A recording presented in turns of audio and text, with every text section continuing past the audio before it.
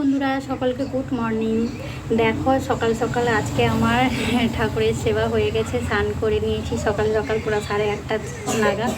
তো রোদ বেরোয়নি, আর রোদে তো জলের ট্যাঙ্কি জল পুরো একদম গরম হয়ে যায়, স্নান করতে পারা যায় না লেট হলে।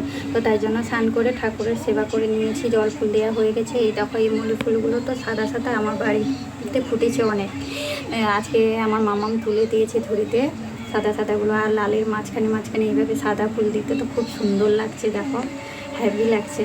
চলো বাইরেও দেখাচ্ছি কীভাবে সাজিয়েছি ফুল দিয়ে। যত ফুল পাই তো এইভাবে সাজাতে আমার খুব ভালো লাগে, ফুল না থাকলে আমার মনটা খারাপ হয়ে যায় ঠাকুর ঘরে। এই যে আমার কৃষ্ণ মন্দির আছে, কৃষ্ণ মন্দিরেও সাদা জবা ফুল দিয়েছি, সাইডে সাইডে দিয়েছি এই যে মল্লি ফুল সাদা।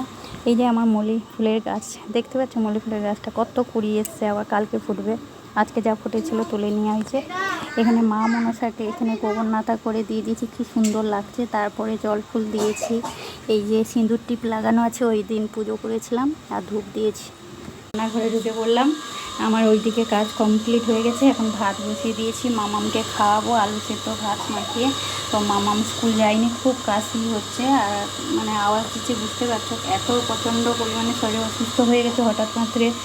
আর এখানে দেখো কাটবো সবজি, এই যে মোচা গাছ থেকে এক্ষুনি তুলে আনলাম, গাছে হয়েছে মোচা।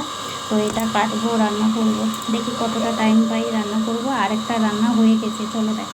সরষে দিয়ে কাঁচা আমের টক বানানো হয়ে গেছে। এটা অলরেডি আগে থেকে রান্না করতে পারবো না, মামাম অসুস্থ, তো মামামের বাপি করে দিয়ে গেছে। এটা সকাল সকাল আমি সরষে বেটে দিয়েছিলাম, তো মামাম মাছ ভেজে মামামের বাপি করে দিয়ে গেছে এটা। আর আমি মোচা তরকারিটা দেখি পারি। তো আমি এখানে দেখো করে দাঁড়িয়ে আছি, ভাতটা এবার দিয়ে তারপর মামামকে খাওয়াবো। মামাম প্রচণ্ড পরিমাণে কাশি হচ্ছে, ওকে লিখতে দিয়েছি, ও লিখছে, দেখো কাশির আওয়াজটা শুনছে।